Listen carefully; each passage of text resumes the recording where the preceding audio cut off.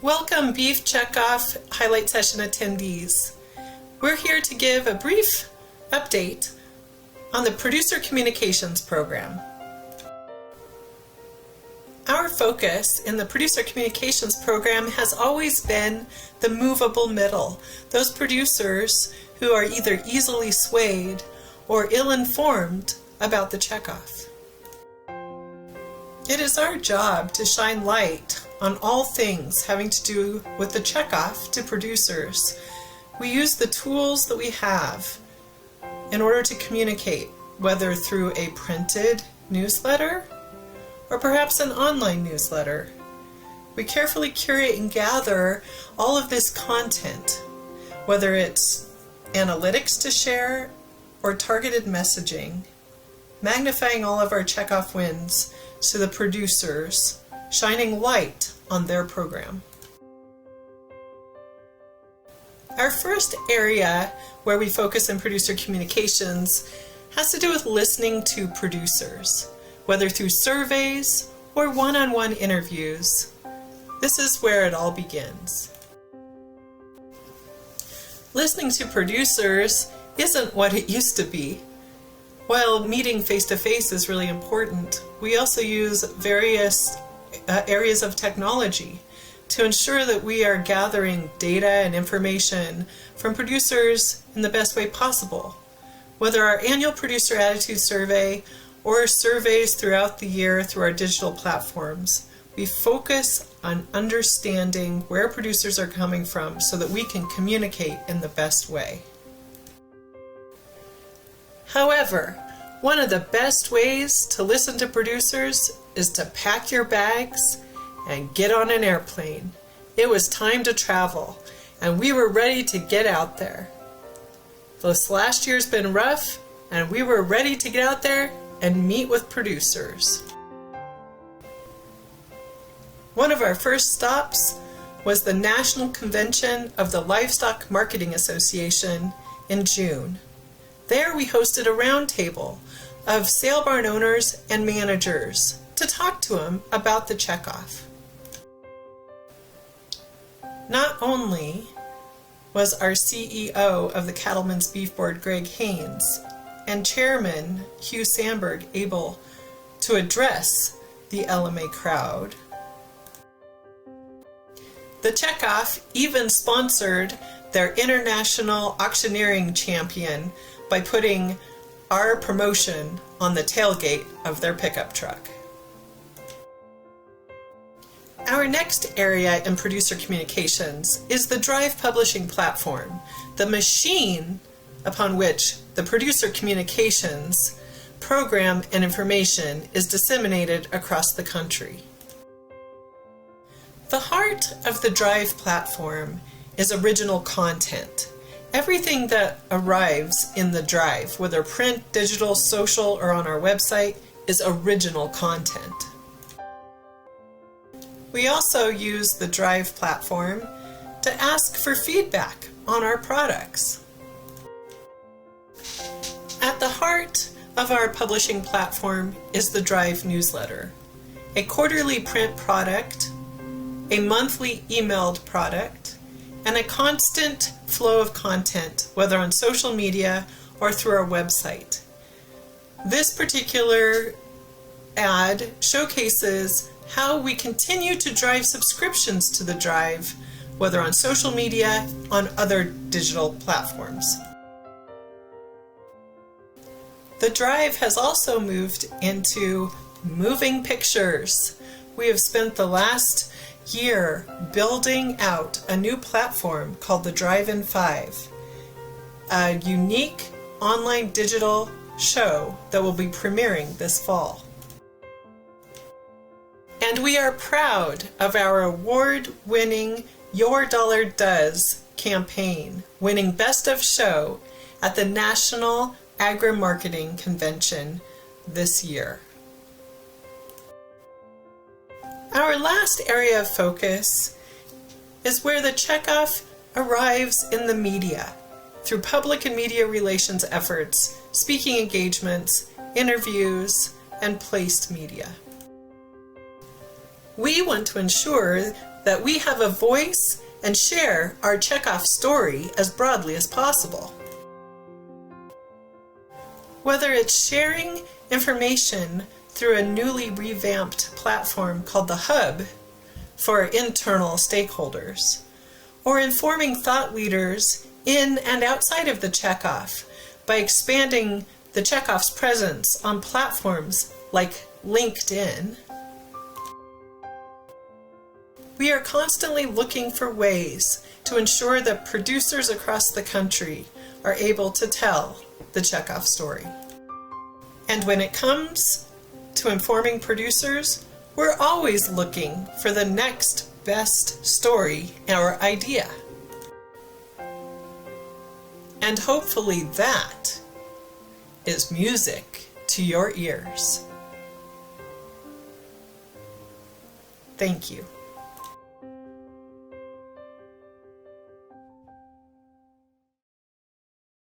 I'm Daniel Malloy, the Executive Director of the American Farm Bureau Foundation for Agriculture, and we are pleased to be with you this afternoon to present highlights of our work this past year.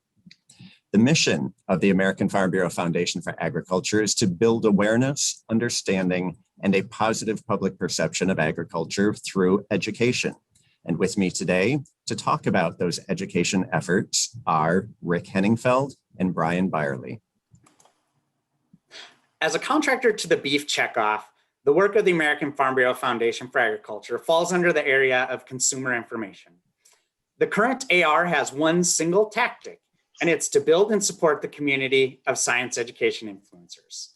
Our connections are that we fall under the Committee of Consumer Trust. This AR aligns to the long-range plan strategies in consumer trust and beef's value proposition, and we strategically align to the initiatives to protect beef's image and connect and communicate with consumers. Our single AR, we've broken into 3 specific areas, and this AR builds on the last couple of years to develop and promote beef curriculum that would fit into science classrooms across the nation. We work closely with science educators to grow the community and their capacity to use the beef science units of instruction. We've worked to cultivate the existing community of educators that we work with and continue to support them as they use these resources in their classrooms. And lastly, we began to evaluate the investment efforts of working with science educators and the impacts that that has had over the past few years. The big picture of this work is that we give experiences to science educators that will then transfer into classrooms. When we have these experiences, either with classroom resources or in-person engagements, those educators gain new knowledge of the beef industry. With that comes new understanding of the science and production of beef, and we get informed engagement both in the classroom as consumers, which transition to their students. And we continue to support them through new experiences and with new resources. We provide a handful of different experiences and materials to support our community, one of which is professional development. We offer a virtual live stream event, 2 half-day workshops, which just concluded, that combine educators, scientists, and producers to have honest and accurate conversations about the beef industry. These workshops combine the best practices in science education with accurate content support. These workshops received a 4.75 rating out of 5 stars, and 100% of our attendees said that they would attend again. A couple of really great comments that came from our post-event survey down here at the bottom. I'll read them off in case you're in the back of the room and can't see them. Thank you for providing this webinar. This was a very valuable use of my time as I am upgrading and preparing this year's lessons. Very well done. One of the best professional development opportunities I have participated in. We also offer in-person professional development through the On the Farm STEM immersive event. This is going on right now as we speak here in Nashville. This event takes educators to farms and ranches around Tennessee to engage with those producers, scientists, and other education professionals to find ways to bring the science that drives the beef industry into classroom lessons. This year, we have engaged 6 high school teams from Utah, New Jersey, Georgia, New York, Missouri, and Tennessee. These teams represent a very diverse group of participants from both rural and urban areas. And this event is brought to you in collaboration with both the Tennessee Ag in the Classroom and Tennessee Farm Bureau, as well as Tennessee Beef Council. We continue to improve we also provide new resources that have been built from partnerships of support from 3 different beef councils, state beef councils. The New York Beef Council, Washington State Beef Commission, and the Oklahoma Beef Council have come alongside the AFBFA to produce various classroom materials that cover topics such as greenhouse gas emissions and the biogenic carbon cycle, grazing pastures and more biodiversity, as well as ecosystem improvements that are all going to contribute to the national portfolio of science education materials that use beef production as the lens for teaching science. We continue to update and improve our website. This includes improving those units of instruction based on feedback from education professionals, Next Gen Science. We offer continuing education credits through Cornell University for our online e-learning courses. And coming soon, we will have a Beef Council education directory so that we can connect teachers at their state level so that they can reach out to someone in their region about beef production and the science of the beef industry. We will be attending, to further this communication, 2 regional conferences in this fall. We had to reach out and get a no-cost extension due to the cancellation of the national event.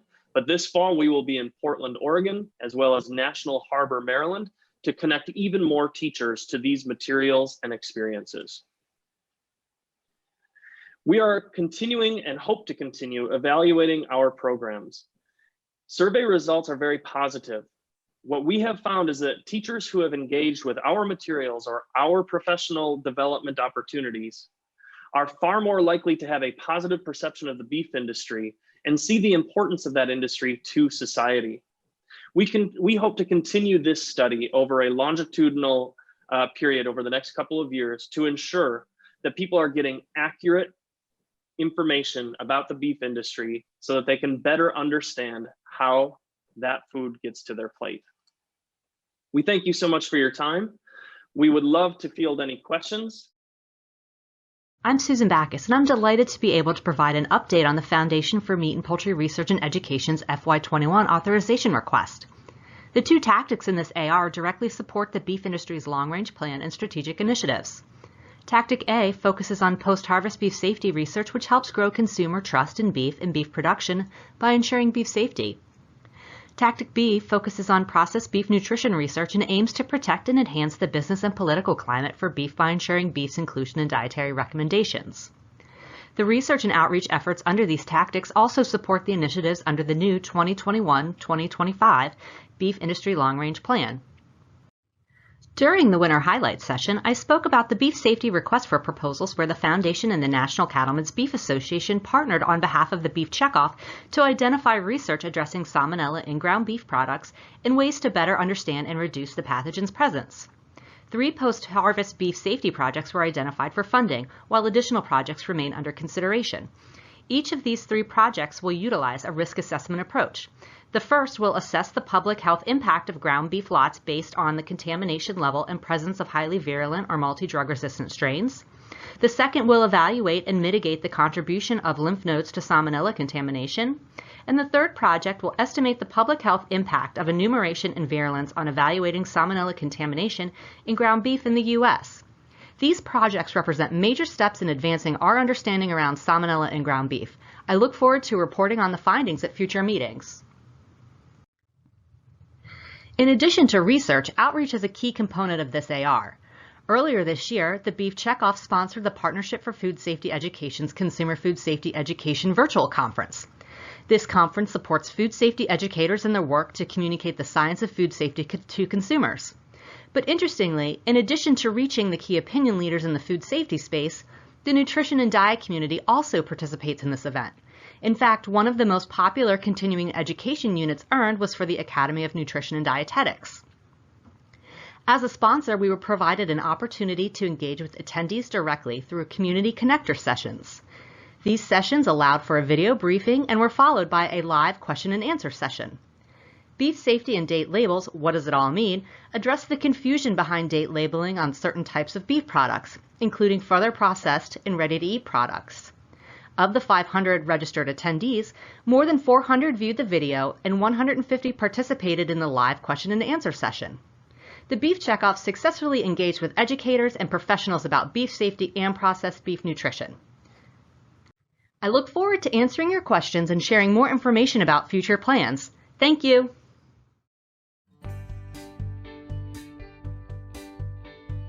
Thank you for the opportunity to provide an update on a few key projects that incorporate the many tactics across the NCBA executed ARs.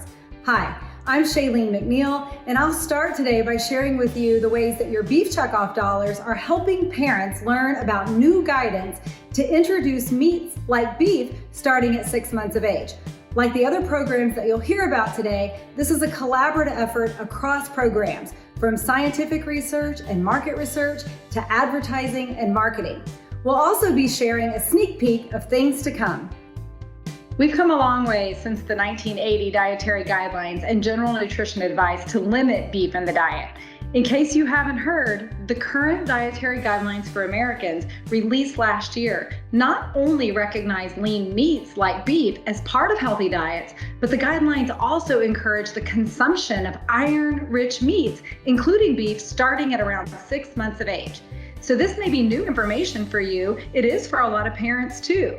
It's not just the new dietary guidelines for Americans that recommend beef though. In fact, the American Academy of Pediatrics and the WIC program recommend that when babies are ready for solid foods, parents begin introducing iron-rich meat sources like beef in order to make every bite count with these essential nutrients. Your Beef Checkoff Nutrition Research Program is the only research program dedicated solely to understanding the benefits of beef in the diet. And here at NCBA, we have focused on understanding beef's benefits across the lifespan, from helping babies all the way through aging. Checkoff research has now shown, for example, that the early introduction of beef can help increase growth in infants without adding extra fat.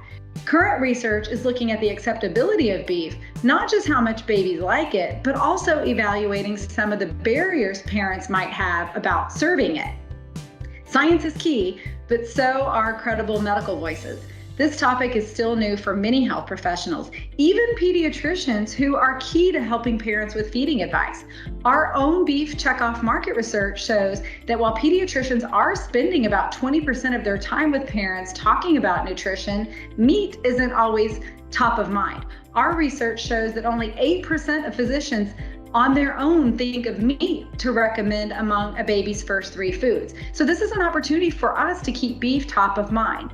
And we're able to also learn about what pediatricians' hesitations are through our market research. Some express concerns over choking and digestion, even though the science continues to show that you can safely introduce beef at around 6 months of age. So this is an opportunity that helps inform our educational programs with pediatricians. And we also have learned that parents share some of the same concerns as pediatricians. So it's so valuable that we have this kind of market research insights to help guide the science and education that not only that we provide to pediatricians, but that we provide to parents as well. We're offering comprehensive educational programs to reach health professionals and parents. We know that many health professionals tell us that they're looking for more research and continuing education. So this is board certified practicing pediatrician and podcaster, Dr. Candace Jones. Through your Beef Checkoff program, we are supporting webinars and podcast series with pediatric experts where any health professional can get their much needed continuing medical education. We're also placing advertorials in some of the most commonly read medical journals and magazines. These journals are showing up on doctors' doorsteps as we speak and are expected to reach over 350,000 physicians this summer. As you know, parents are also going online and turning to social media for all kinds of health advice, including how to feed their family. So we're meeting them where they are by working with some of the most active nutrition and medical experts on social media to share more about the essential nutrients that beef provides and how to feed your family beef. But our biggest reach with consumers can happen through our own Beef is What's for Dinner brand promotions. This starts with content on our Beef is What's for Dinner website. Here we have a hub of information where we can provide parents not just the why on including beef into the early years, but also how to do it.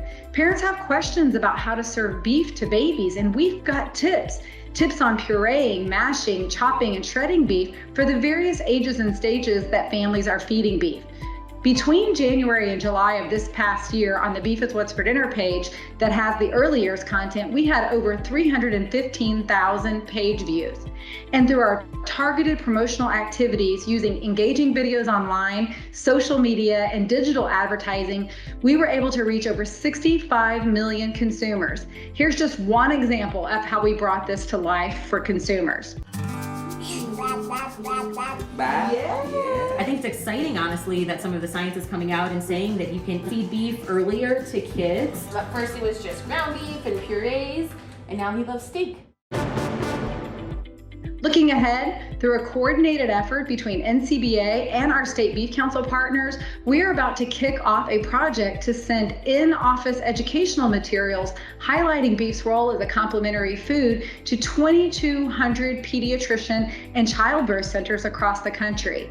It has been great to see how many of our state beef council partners have been able to use the content that we're creating at NCBA to share the information about beef in the early years in their local media as well. And this is just one of the many examples. Well, it's reported that 77% of infants in the United States have inadequate iron intake and 54% have inadequate zinc intake. Both are critical for immune function and brain development. Here to explain how to build a strong foundation for your baby's healthy eating, registered dietitian Dr. Shailene McNeil on behalf of beef-loving Texans. Good morning. So, a quick review, but this provides a snapshot of our programs on beef in the early years this past year, and we look forward to 2022 to continue raising awareness about beef's benefits for young families. Thank you so much for the opportunity to do this work on your behalf. Hello, I'm Mandy Carr-Johnson, and I'd like to share with you about a collaborative effort across several tactics built to bring the message of beef sustainability to key stakeholders and audiences. This campaign started this past spring, but we'll have a second phase this fall. Let me tell you a little more. You recall the previously successful campaign of Rethink the Ranch that brought the faces behind the industry to consumers. Last year, we brought to life how cattle farmers and ranchers care for their cattle through programs like Beef Quality Assurance. This year, we shifted the focus to feature more aspects related to sustainability. And all activities we do here on behalf of the Beef Checkoff are based in that science. The foundation of this campaign is based in the sustainability research tactic that provides key data like beef's life cycle assessment, as well as other insights to each of the three pillars of sustainability: environment, social, and economic. This tactic is focused on bringing the key data we will need for the future, with new research roadmap that expands on the strategic initiatives outlined in the new long-range plan. We also use consumer market research to help fulfill the foundational needs of the campaign. We conducted that this spring and dug deep into what consumers think about sustainability. You see here just one of 6 focus groups conducted through Zoom with consumers that describe themselves as moderately or highly sustainability focused. At a high level, consumers are able to talk about sustainability in terms of protecting the planet for future generations and causes they relate to sustainability. They can also discuss convenient steps that they take, like recycling or not using single-use plastics, but most recognize that they're not going to take drastic steps themselves. Food, let alone beef, is rarely mentioned in a general discussion about sustainability without aiding consumers. However, when we do ask specifically a question like, how would you define sustainability for cattle or for beef? Many consumers just don't know. But those that can define it often mention words like animal welfare, followed by terms related to the environment.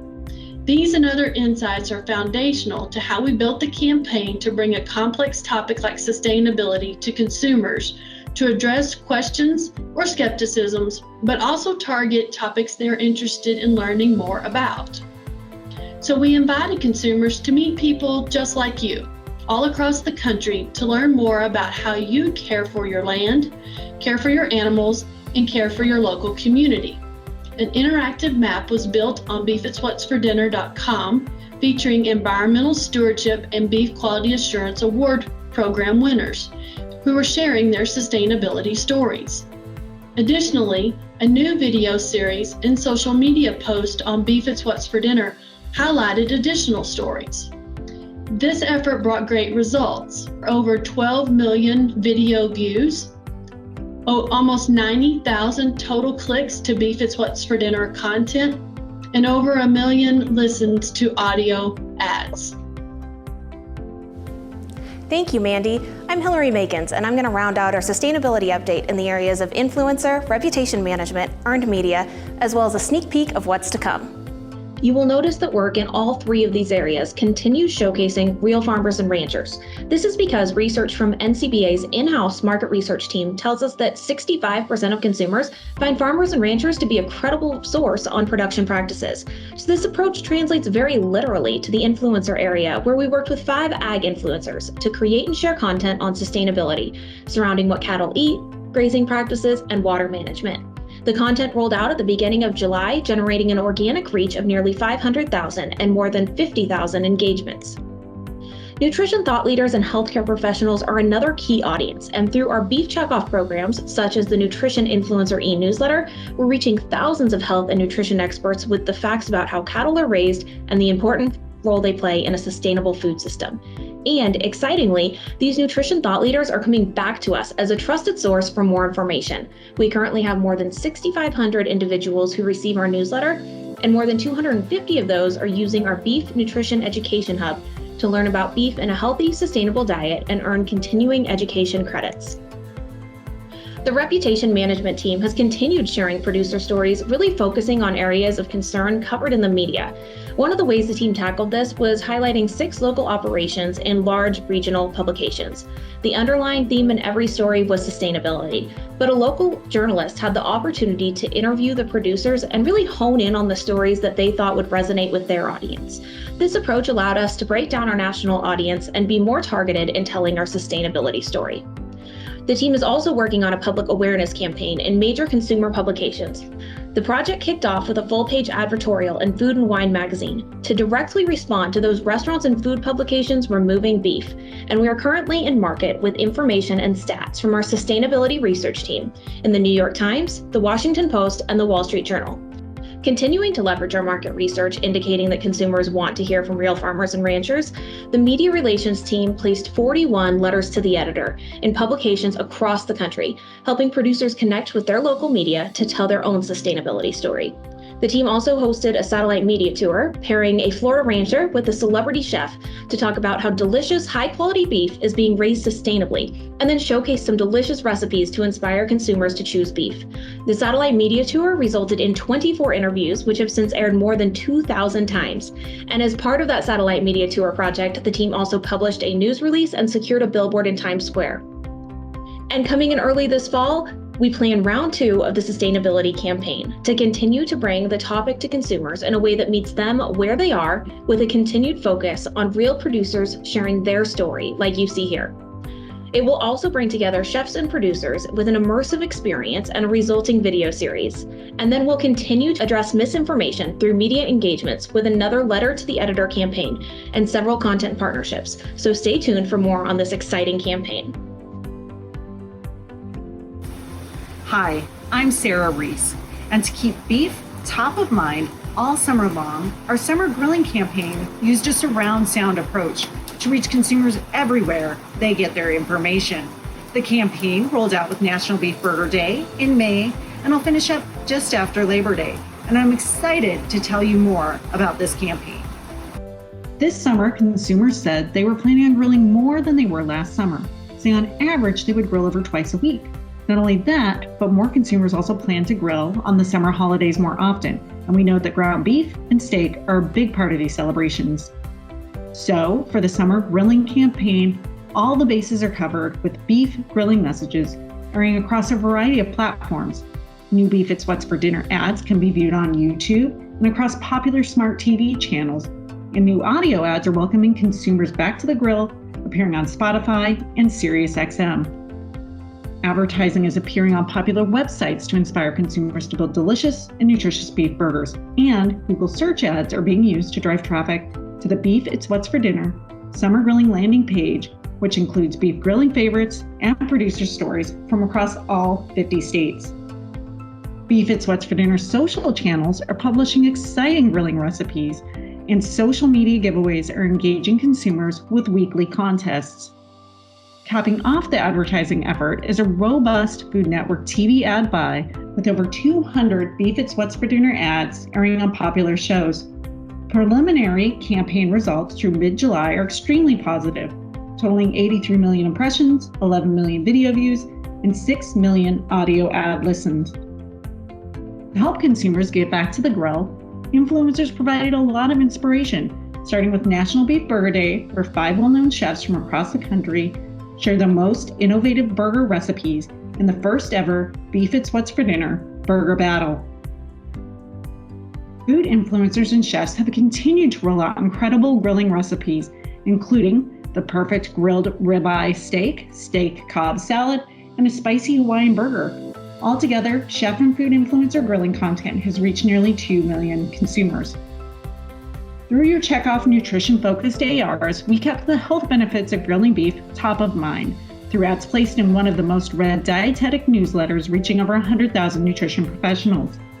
Like the food and culinary influencers that you just saw, nutrition influencers and partnerships with Produce for Better Health were engaged with a Beef Up Your Burger campaign to share tips and ideas for nutritious and delicious burgers to help change the narrative around grilling burgers for health. The media team helped to share the news of the first ever Beef It's What's for Dinner Burger Battle by creating a national press release announcing Chef Esther Choi's winning Korean kimchi-inspired burger, which generated 131 pickups. And in preparation for the Independence Day holiday, NCBA hosted a satellite media tour with Chef Josh Capon to talk about recipes and grilling tips. The satellite media tour provided an opportunity to get coverage across the country, which generated 24 interviews during a 5-hour period. The interviews have since aired more than 1,500 times on TV and radio stations, with a combined audience of more than 19 million. Hi, I'm Bridget Wasser, and I'm going to round out our summer grilling overview with an update on work in the supply chain area to sell more beef online during this important summer sales season. Online grocery ordering is still increasing in popularity, and those who shop online shop more frequently and spend more when they do. NCBA's e-commerce campaigns are co-branded partnerships with retailers to get shoppers to buy more beef by exposing them to inspirational Beef It's What's for Dinner messaging and imagery at the point of purchase. This summer, we're partnering with 4 of the biggest national retailers to do this. Our tactics and timelines are similar, so we can compare performance across partners. And we started with a kickoff to summer grilling campaign with Sam's Club leading up to Memorial Day with 2 versions of banner ads. Results are just in from this campaign, and we achieved more than 4.5 million impressions, a 4.88% sales lift, and significant incremental sales and return on ad spend, or ROI. We have 3 more campaigns live now through Labor Day. The first is with Walmart with 2 variations of banner ads, steaks and burgers, driving to a beef ordering page. The second is with Kroger, with banner ads across their platforms and our Beef It's What's for Dinner summer grilling video running on their partner sites, driving to an online beef ordering page. The third is with Target, with banner ads across their platforms, plus exposure on their Pinterest social media platforms through the summer. And we will wrap the summer with the Kickoff the Tailgating campaign with Sam's Club and other brand partners that will run through September 15th. We're excited to secure these summer partnerships to make sure beef is front and center in digital retail through this critical beef sales season. Beef is really leading the way among commodity groups with these innovative online sales campaigns. That concludes NCBA's Checkoff Funded Highlights presentation. Thank you for this opportunity, and we look forward to answering questions during the panel session.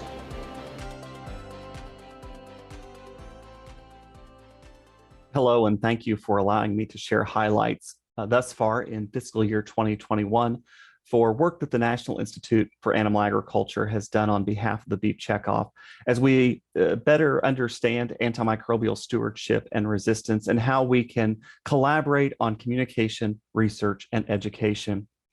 The mission of NIAA is to convene animal agriculture experts and allies in collaborative settings to explore, discuss, learn, and develop knowledge that fosters interdisciplinary cooperation for the improvement and continuous progress of animal agriculture. We are fortunate to be guided by a board of directors who represent the depth and breadth of animal agriculture in today's food system. For our 2021 authorization request, we had 3 tactics that all centered around antimicrobial stewardship and resistance. The cornerstone tactic was Tactic A, our 10th annual NIAA Antibiotics Symposium that was held in November of 2020. Tactic B is beef producer engagement with the Centers for Disease Control and Prevention, followed by Tactic C, which has been an ongoing and continuous tactic of empowering those engaged in communications with various audiences around antimicrobial stewardship and resistance. As we review the 10th annual NIAA Antibiotics Symposium, we were fortunate to have a planning team, again, that brought a broad and diverse background in terms of expertise and experiences as we put together the symposium schedule and speakers list. As we reviewed our key successes, we were pleased that we had a 42% increase from 2019 in terms of registrations. And on average, over the 3-day virtual event, we had 96 logins each day, which was above industry average for virtual events in 2020. And we also recorded all of the sessions. So whether you were able to attend the live virtual events or you needed to log in later and review the recordings, you could still benefit from the 25 subject matter experts who shared their knowledge and insights from both animal health as well as human health and also environmental health. So we were truly approaching this conversation under the One Health umbrella. We're pleased to report that for Symposium, we met our PIM goals, and in many cases, we exceeded our goals. And it's always rewarding as we looked at the post-event survey. We garnered some great insights and feedback, but it was also great to see that a number or the majority of attendees, in fact, indicated that they are very likely to participate in future events on antibiotic stewardship and antimicrobial resistance. As we looked at some of the qualitative feedback, one quote, if you will, stood out to me where one individual shared, "I think we have moved on from blaming each other, finally able to get down into the weeds about antibiotic resistance." And this to me is a true testament of the work our planning team has put into and our Antibiotics Council over the years has put into developing a One Health approach to how we learn and collaborate in terms of research, education, and communications. We also had good coverage from trade media who picked up key learnings that took place during the symposium and shared those on their various digital and print publication platforms. It was great that farmers and ranchers and veterinarians, even if they weren't able to attend symposium, they could still read about those key learnings after the fact and see how that applied to their operation or their practice.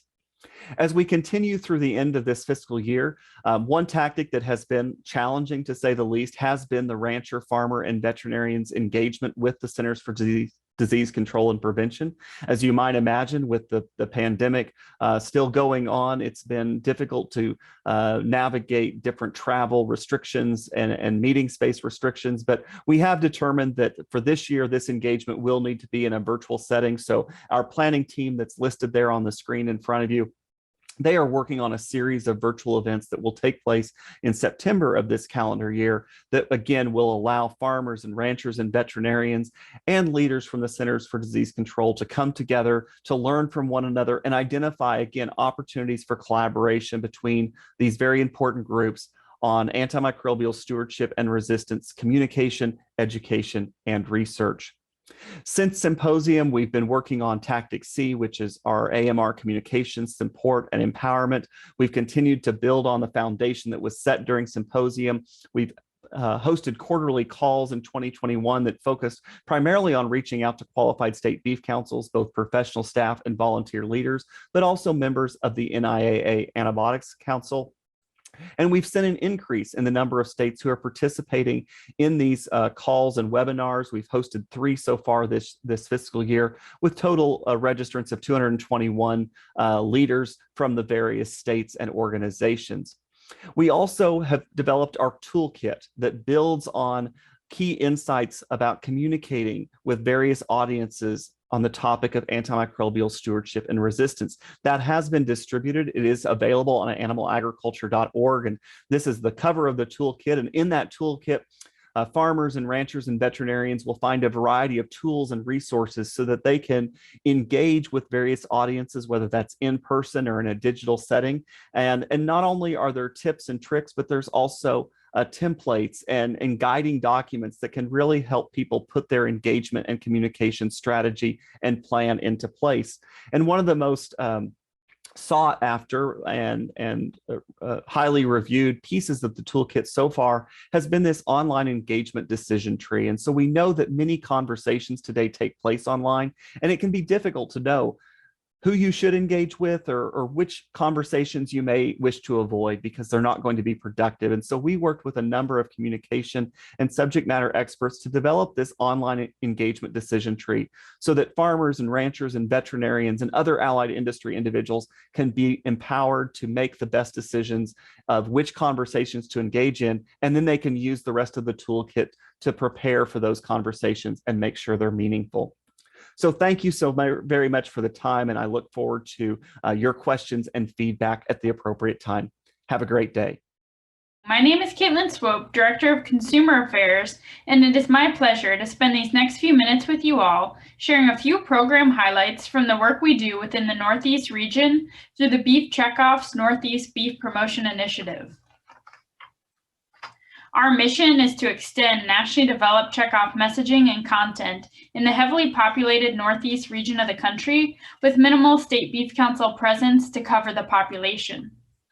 Our region is home to 72 million consumers, which equates to about a quarter of the country's population. We're also home to 4 of the top 10 metro cities, yet only 3% of Beef Checkoff dollars are collected within the region. We also have 5 states without any State Beef Council presence. I've already expressed that the Northeast region is consumer heavy. In fact, consumers outnumber cattle 14-1 within the Northeast region, compared to a cattle-heavy state like Nebraska, where the ratio is 4 head of cattle per 1 person. Our consumers are very far removed from where their food comes from, and our program steps in and fills that information gap on behalf of beef. The programming initiatives we will be highlighting today address the initiatives outlined by the Consumer Trust and Nutrition and Health Committees. We want to spend the next few minutes with you all showcasing program efforts that have been cultivated with key retailers in the Northeast to keep beef in the carts and on the plates this grilling season and beyond.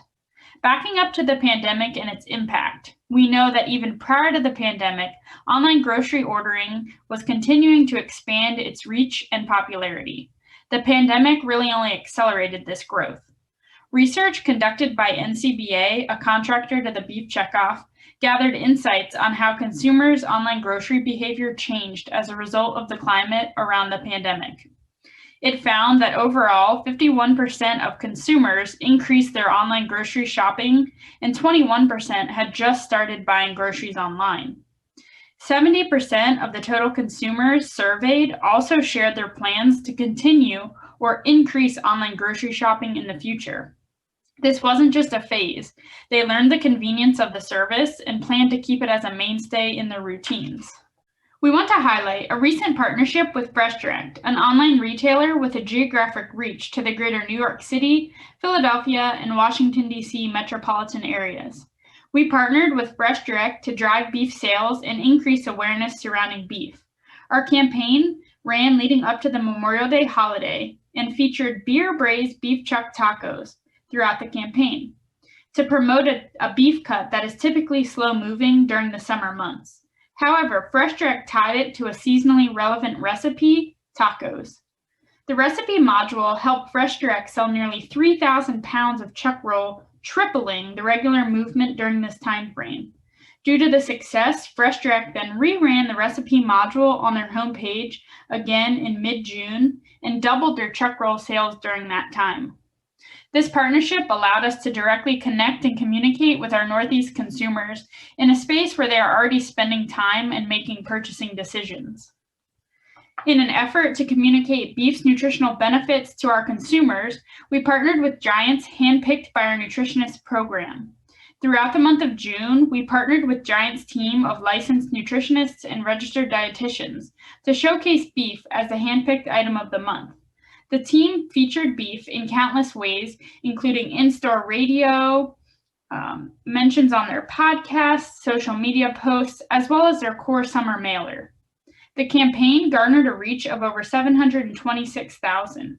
Partnering with nutrition experts with influence allows us to share beef's positive nutrition story with our target consumers in the region.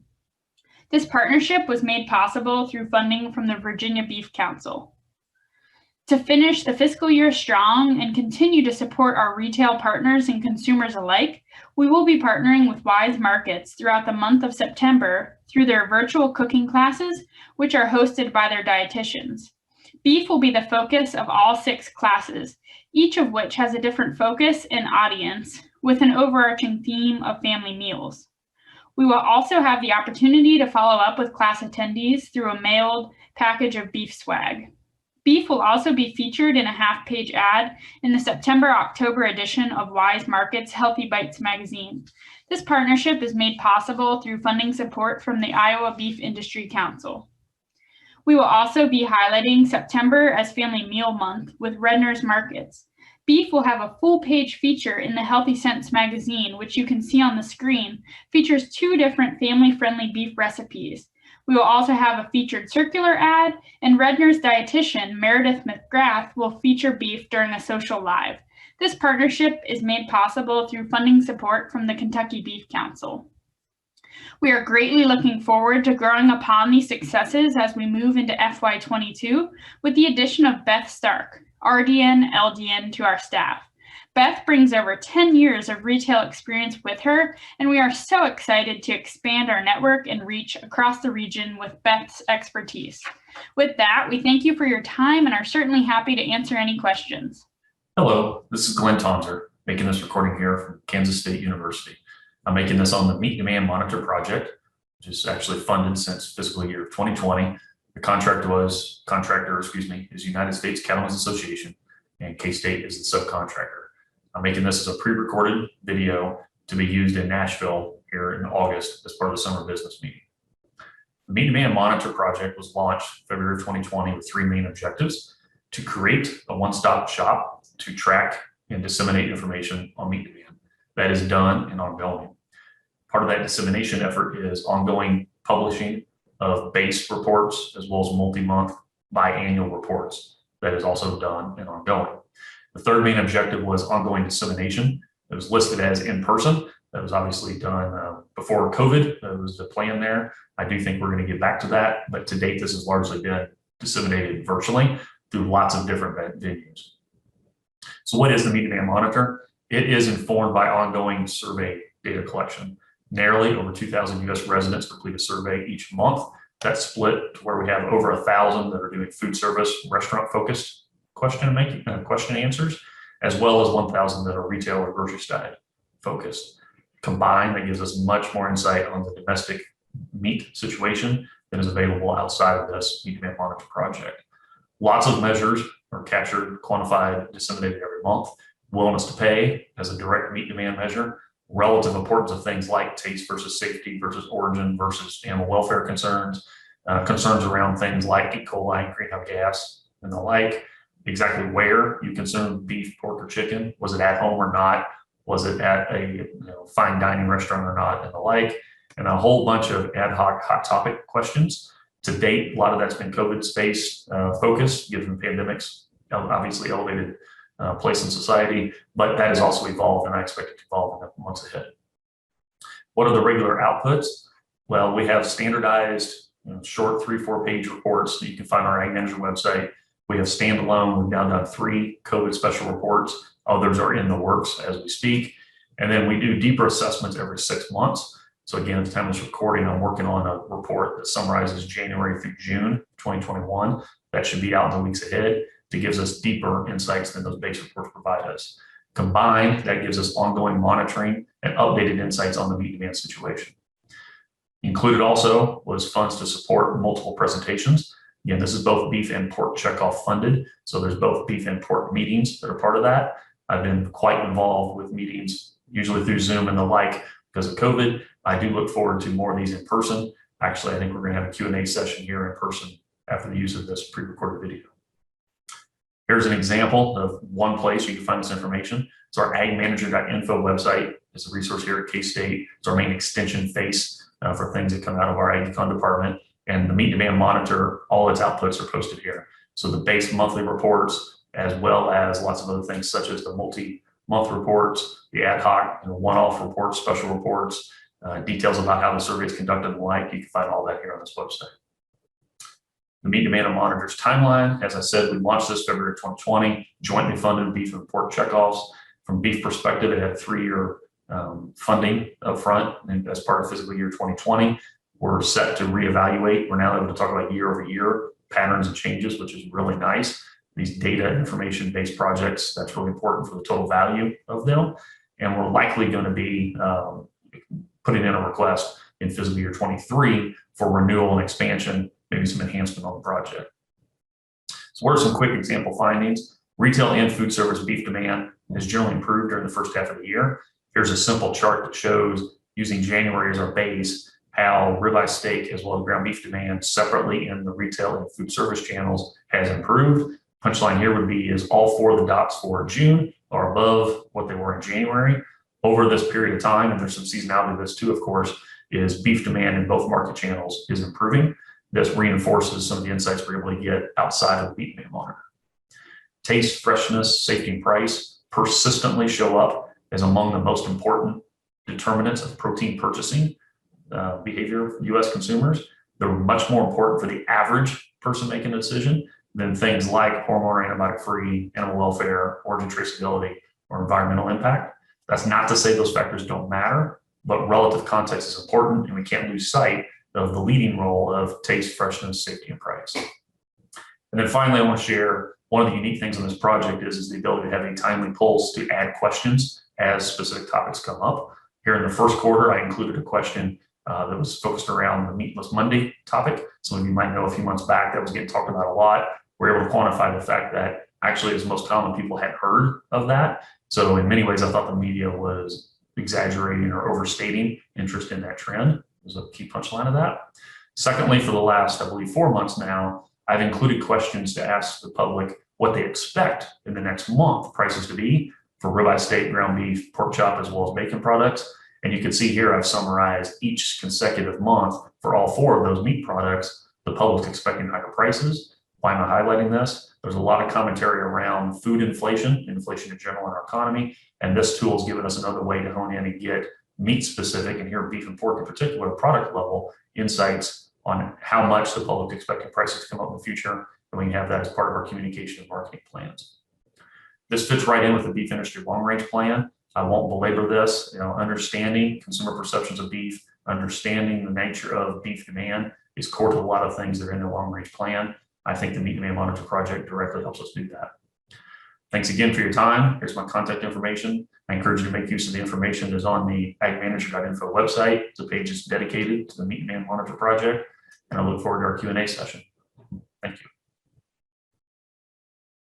Good day, everybody. I'm Dan Hallstrom, President and CEO of the U.S. Meat Export Federation, and it's a real pleasure to be here with you today. A great big thank you to the beef industry for the continued partnership with USMEF. It's our honor to represent your industry around the world. So USMEF, real quick, is a nonprofit trade association. We were established in 1976, so this is our 45th anniversary, and our mission is very simple. It's to maximize that value opportunity around the world in a global marketplace for U.S. beef. So one of the keys to USMEF, in my opinion, is definitely our international office infrastructure and our staff overseas. We're based in Denver with 30 employees in Denver, but we've got between 85 and 90 around the world in these 19 regions. The first office that we established was in 1977 in Tokyo. And our most recent office addition was in Durban, South Africa in October of 2019, right before COVID-19 became an issue. But having these boots on the ground around the world each and every day, representing U.S. beef and expanding that opportunity is really what we're all about. So real quick, we wanted to give you an idea of where we're at globally with COVID-19.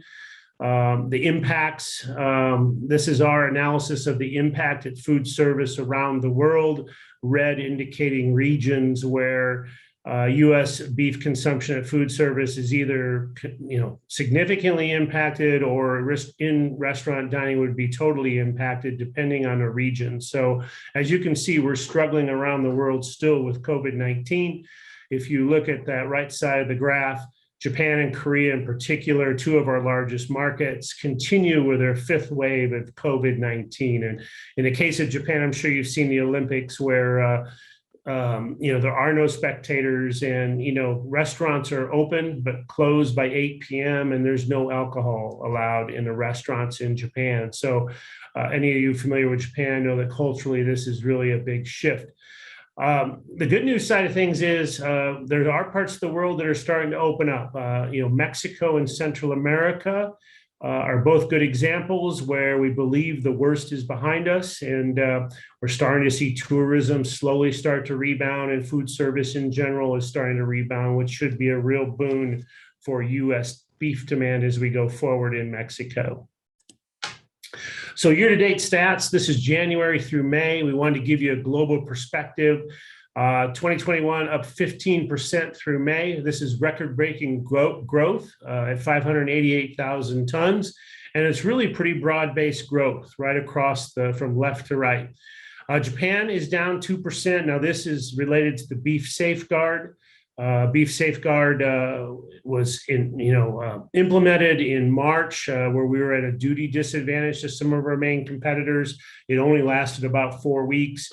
And as of mid-April, we're back on a level playing field. So I think the stats that you see in June and July will probably reflect increased frozen shipments, which should catch that number up. But look at these other major countries. Korea up 20%, China, Hong Kong up 140%. I'll talk more about that in just a minute. Mexico up 10%. Really, this is a testament to that rebound I just mentioned. The month of May for Mexico was up over 50%. So in the last 60 days, we've really seen a turnaround in Mexico and Central America. ASEAN region highlighted by the Philippines and Indonesia up 10%, and South America up 24%. So there's a lot of good news out there, and hopefully we can capture some of that increased market share. There is one other headwind I wanted to mention. We continue to have challenges in the global supply chain from a logistics standpoint. I won't read all of these to you, but suffice it to say that we do have a shortage of labor at the ports. We have a shortage of containers at the ports.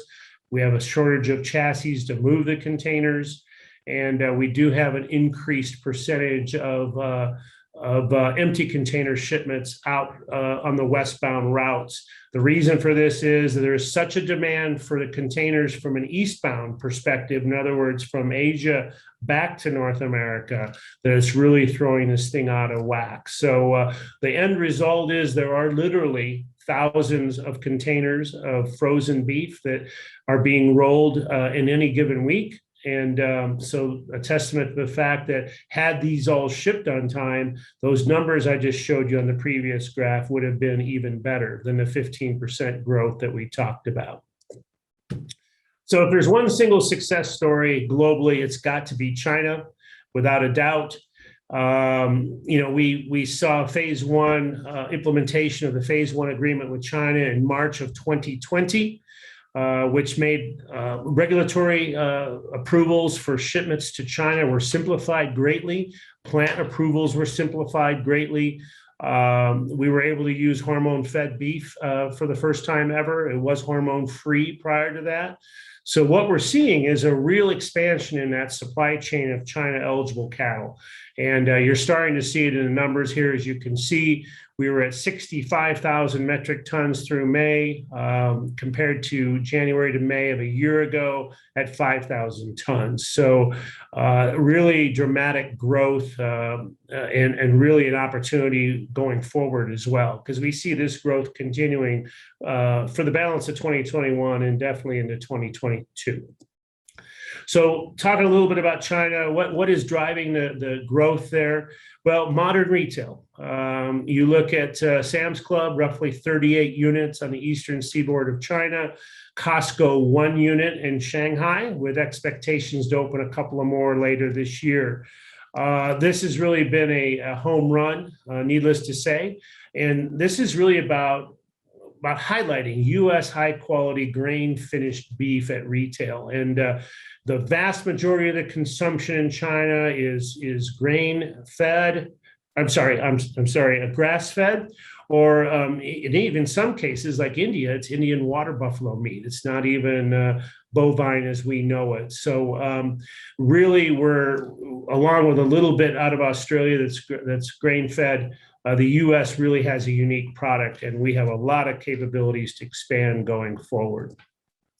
In Tokyo, I'm not going to spend a lot of time here, but one thing I did want to highlight was that we're the very first Peter Luger Steakhouse outside the U.S.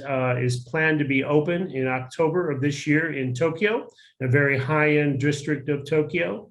And you can see with 241 seats spread over 3 floors, it's an immense facility by Japan standards. And everyone in the world is very familiar with the Peter Luger Steakhouse and its association with some of the best quality beef in the world.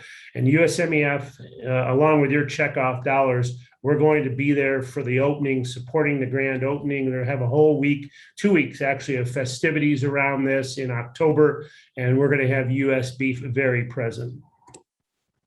Talk a little bit about Taiwan. We don't talk a lot about Taiwan, but it's a very important market at retail. We have a very high share of imported, a market share of imported beef into that market to the tune of 75 to 80% market share. And you can see it's we do ship some of the more highly demanded items in there, like short plates and short ribs and things like this.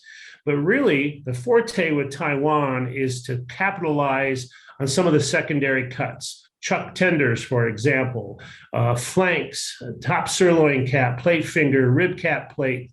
You know, some of the things that we don't talk a whole lot in the U.S. So maximizing that carcass utilization, as we do in all markets, but especially in Taiwan, it's been particularly successful.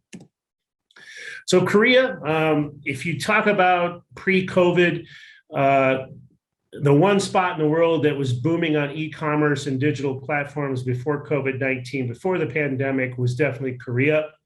And all the last year and a half has done is expedite that demand. I mean, Korea is booming at the seams with these platforms.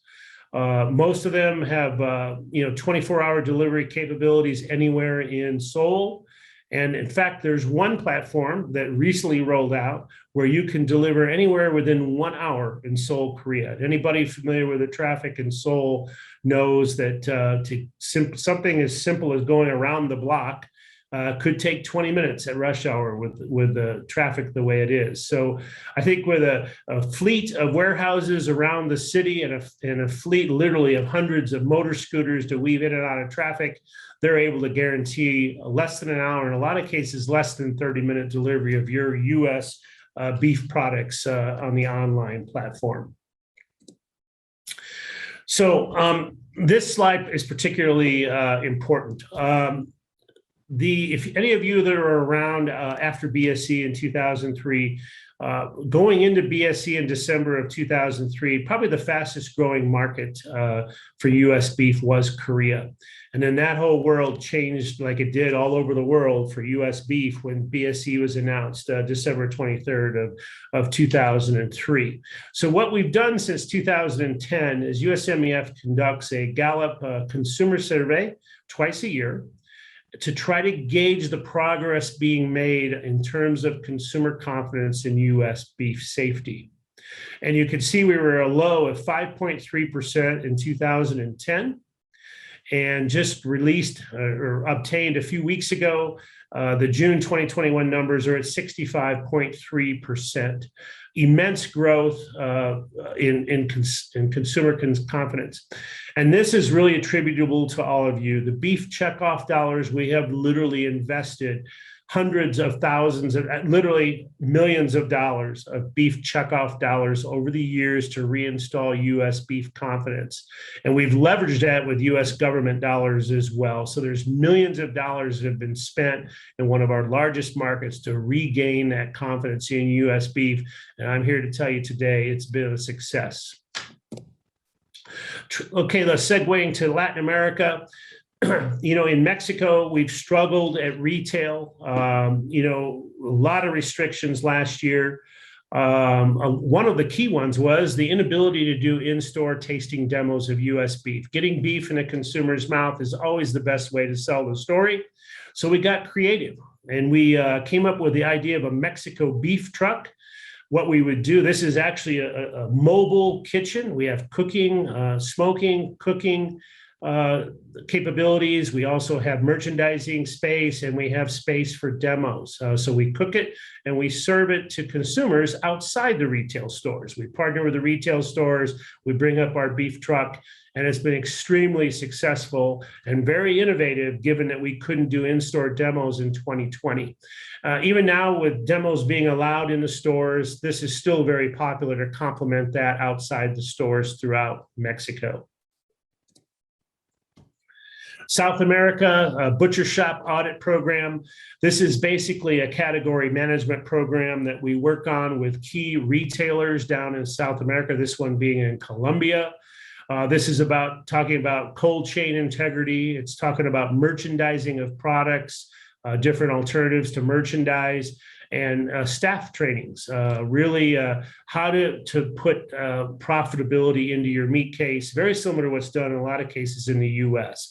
And this also has really as a partnership with U.S. beef industry has been very successful. A little bit about Africa here before we wrap up. Our newest market, as I alluded to earlier, the blue market, South Africa, Angola, Congo, and Ghana being the 4 largest for U.S. beef variety meats today. And it's really, we're focused on expansion now. Where are the opportunities in Africa? And that would be some of the countries in red long term.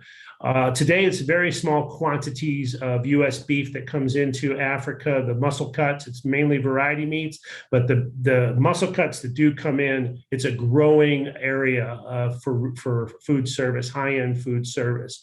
And one of the ways one of the ideas we came up with to complement this is what we're calling the USMEF meeting room, so to speak. It's a test kitchen for hosting importers and dignitaries. This is based in Durban, South Africa, and been very, very popular to date. So with that, I thank you for your time. And once again, thank you for the partnership with the U.S. beef industry.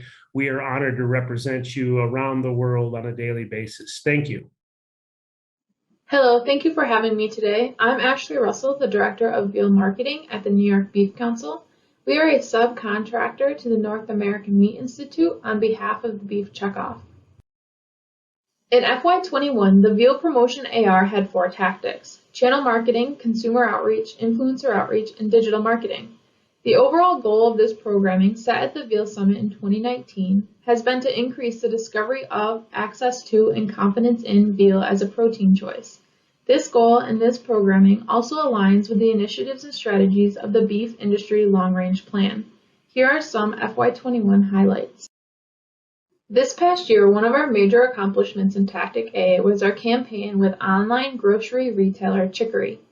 For those unfamiliar with Chicory, they use a network of online recipe blogs to place food advertisements in front of consumers.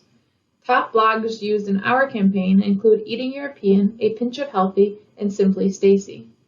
These advertisements allow for consumers to add food ingredients directly to virtual shopping carts at their chosen grocery with just a few clicks.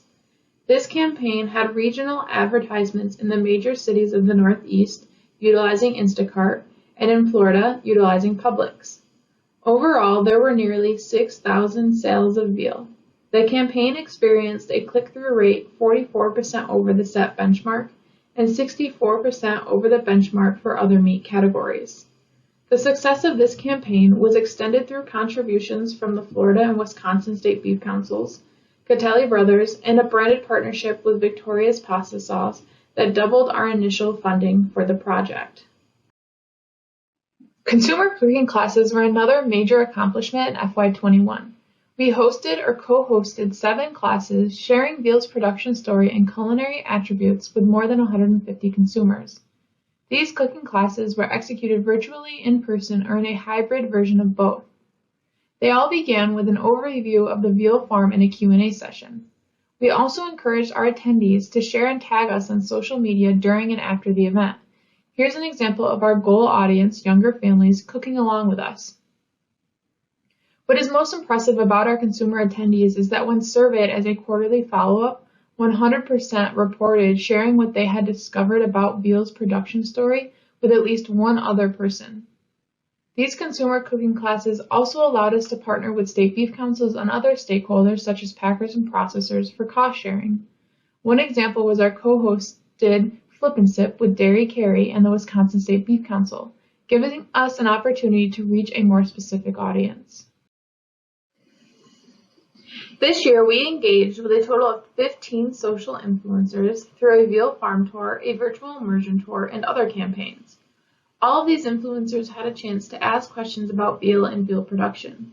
Influencers were armed with the information needed to address consumer questions on their social platforms. This engagement gave us more than 22 new recipes and 9.5 million impressions.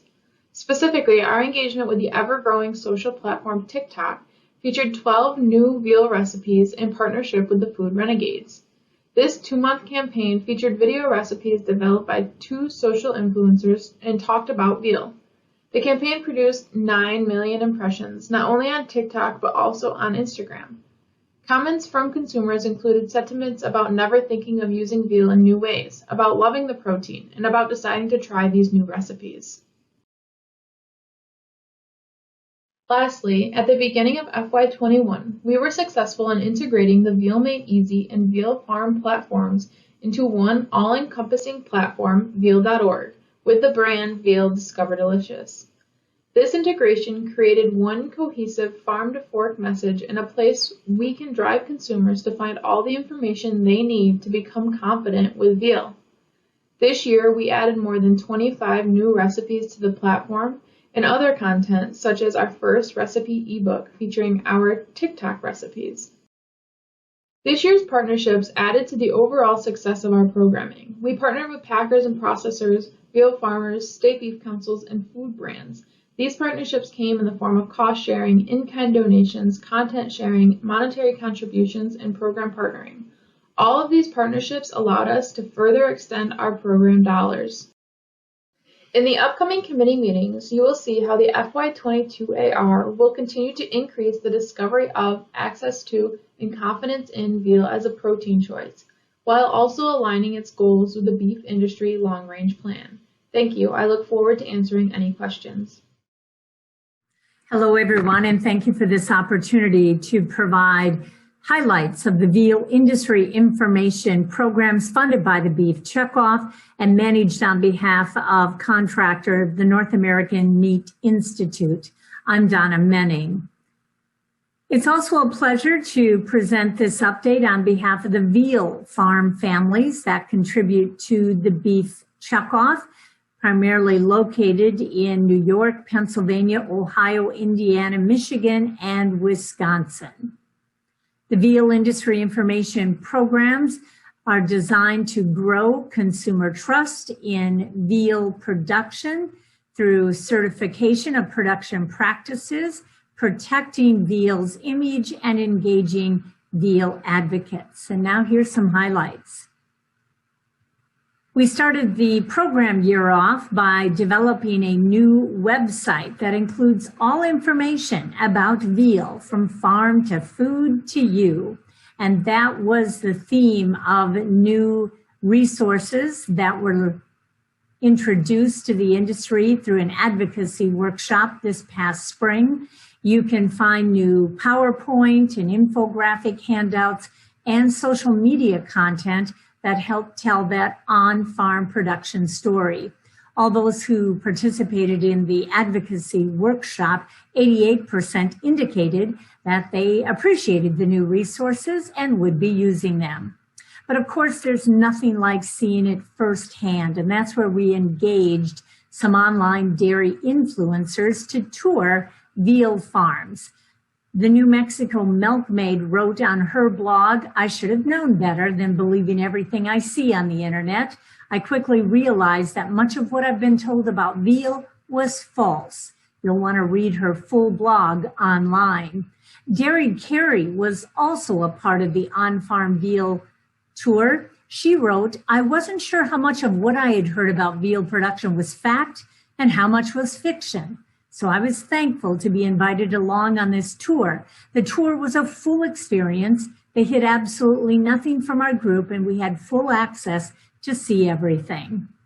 Both of the dairy influencers talked about the importance of the Veal Quality Assurance Program and its similarity to the National Dairy Farm Program. They also said that it was important for the dairy industry to know more about veal production. Here, the New Mexico milkmaid wrote on her blog, "While on the tour, I realized how important it was for dairy farmers to have a strong understanding of veal.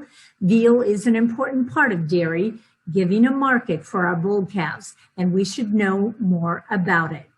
The two dairy influencers reached nearly 68,000 with their content online. The Veal Quality Assurance Program continues to be an important element of the industry information efforts. It's the foundation to ensure that animals are being cared for, and the Veal Quality Assurance Program is well embraced by the veal industry. A new addition this year is a program on antibiotic stewardship. It has been created in partnership with The Ohio State University, and it was launched just recently through a webinar August 5th. So those are highlights. I'm Donna Menning.